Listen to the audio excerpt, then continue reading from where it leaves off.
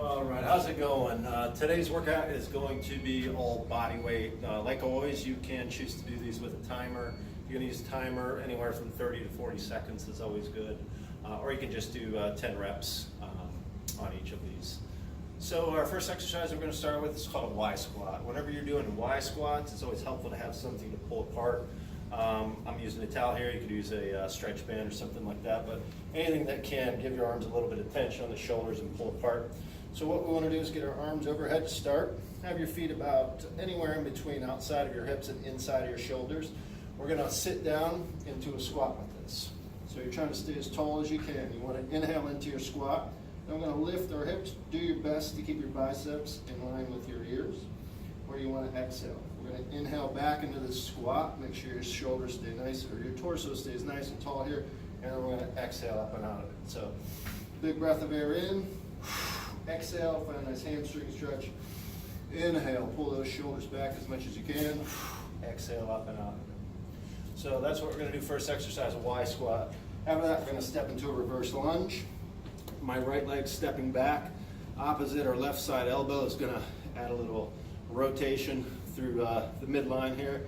And you want to reach back, and it's really important to open up those palms and fingers so we can stretch out all these nerves that end in the palm here. So come back to center, make sure you're square, use the legs, stand up, switch legs, same side elbows inside for added rotation, reach, open up those palms, try to find a straight line from the middle finger all the way to the shoulder, torso's nice and tall, stand up. And then we're gonna go to a super plank. So hang, stretch, walk out. We go to our tall plank, turn your quads and glutes on, drop down to forearms, into a low plank, back up to high plank, and then we're going to walk back to that hang stretch. That would be 1 rep, and then we'll walk back out. Tall plank, low plank, back up. That would be 2 reps if you're counting. After our super plank, we'll go to sidekicks, where we're going to hold our tall plank or push-up position. You want your hands nice and close together. We want to roll through our hips, so pelvis. You twist through the hips and the pelvis. Make sure the toes stay dug into the ground. We kick the leg up from a lower to a higher position, and we alternate on each one. Okay, so do your best to make sure your hands are close, feet are wide. This is really going to open up your hamstrings, and it's really going to work the obliques on the kicking side. You're in a pushing position, so pretty much everything, the chest, tricep, shoulders is going to be worked as well. So inhale while you're switching your hips, exhale through the kick. And then we're going to go to Shinboxes or 90-90s. This is a pretty good mobility exercise for the hips and the lower back. I use my palms on this, or my hands on the ground, because it helps me keep a taller position. But we're going to be in a seated position. You want to have your heels pushed into the ground, and you just let your legs fall into 290 degree angles here. Knees in line with the heel. Hips are nice, or chest is nice and tall on these, and here's where I use my hands, so I don't roll my spine around my spine and lose position here. So nice and tall on these. Keep your chest up, push your heels into the ground.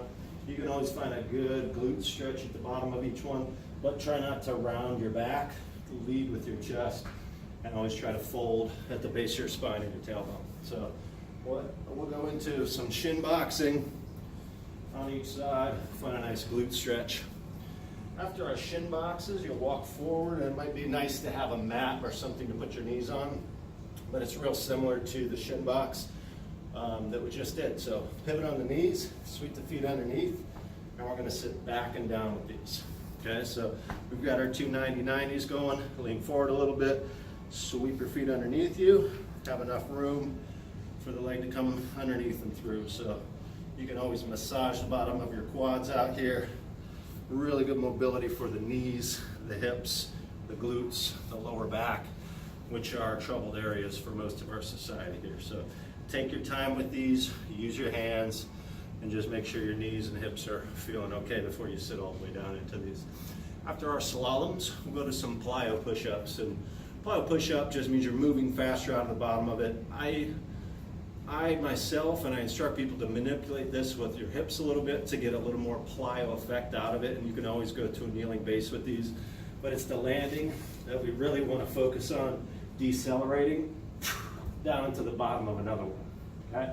So almost through the top, I push as explosively as I can from the bottom of this, hips up to the top, and then come back down. We can always do them from a kneeling base as well, but you want to build starting strength. That means you're explosive in one direction all the way. Have a good solid landing. Make sure the elbows bend and you decelerate and don't put any unnecessary stress onto those elbows. After that, we'll go to Cossacks. And Cossacks are tough for a lot of people, so it's helpful to have an anchor or a kettlebell or something that you can hold on to, and that'll allow you to get down. So it's really a lateral squat with the intention of opening up the adductor of the straight leg that you're away from. So the kettlebell offers something to hold on to get your hips down and back. So the foot is flat, the shin is vertical, the toe is up on the straight leg. You'll feel a really good stretch through that adductor, which is in the back of your knee, high into your pelvis here. Inhale into it, exhale out of it, switch sides on each one.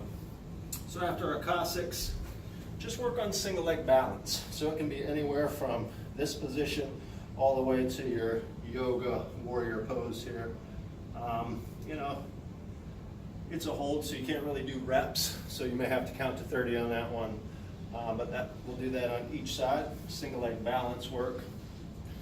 And then the last exercise we'll do is a Hindu squat, which is really similar to a catcher's position.